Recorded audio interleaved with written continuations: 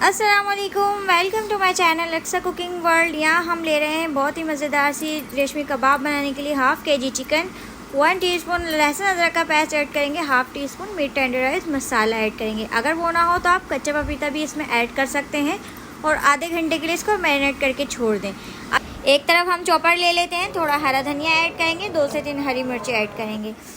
3 अदद हमने यहाँ पर ले ली है प्याज और इसको क्यूब्स में कटिंग करके इसमें ऐड करके इसको चलाएंगे। इस सारे मसाले को बारीक से पीस लेंगे। मसाला पीसने के बाद हम इसमें ऐड करेंगे मैरिनेट किया हुआ चिकन, जो हमने लहसुन अदरक और मीट टेंडराइज मसाले के साथ ऐड किया था। अब ये हमने पिसा हुआ खोपरा ले लिया है 1 टेबल स्पून हमने ली है फ्रेश क्रीम ऐड करने के बाद हम इसमें ऐड करेंगे 1 टेबल स्पून के करीब मक्खन ऐड करने के बाद हम इसमें 1 टीस्पून नमक ऐड करेंगे, 1 टीस्पून ज़ीरा पाउडर, 1 टीस्पून हल्दी और 1 टेबल स्पून के करीब लाल मिर्च ऐड करेंगे।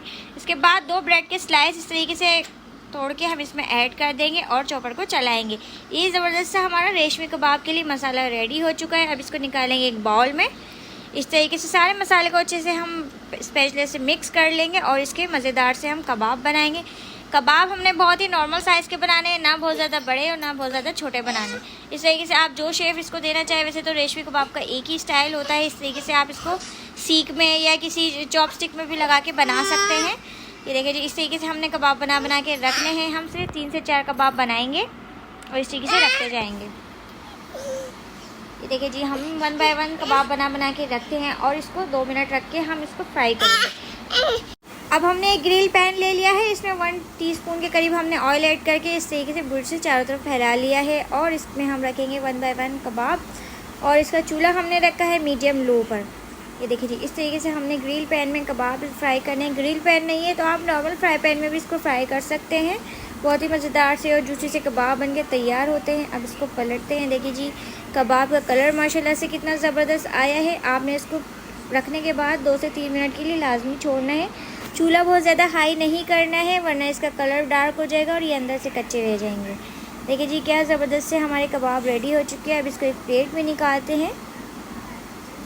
इस तरीके से प्लेट में निकालेंगे और सर्व करके आपको दिखाएंगे। ज़बरदस्त से हमारे रेशमी कबाब बहुत ही जल्दी से तैयार हो गए हैं।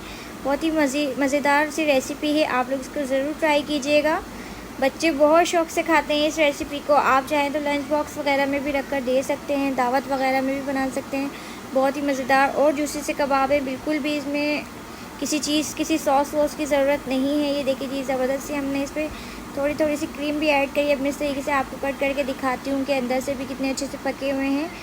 रेसिपी पसंद आई हो तो प्लीज़ लाइक ज़रूर कीजिएगा, चैनल को सब्सक्राइब कर दीजिएगा और नेक्स्ट वीडियो में आप लोगों से मेरी मुलाकात होती है। तब तक के लिए अल्लाह हाफिज़।